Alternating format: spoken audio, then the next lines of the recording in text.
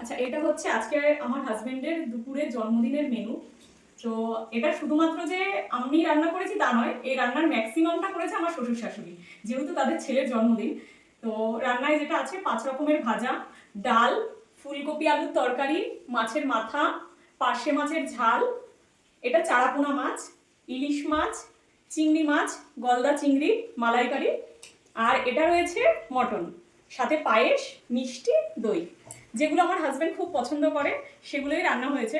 তো তোমরা জানিও তোমাদের বার্থডেতে তোমাদের কার কার মা এইভাবে সাজিয়ে খেতে দেয়। চলো টাটা।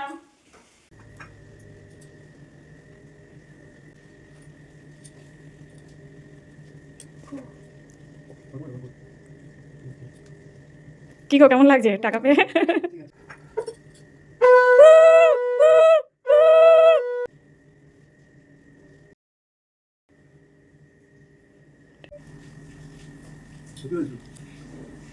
ফাটাফাটি, एक क्लास।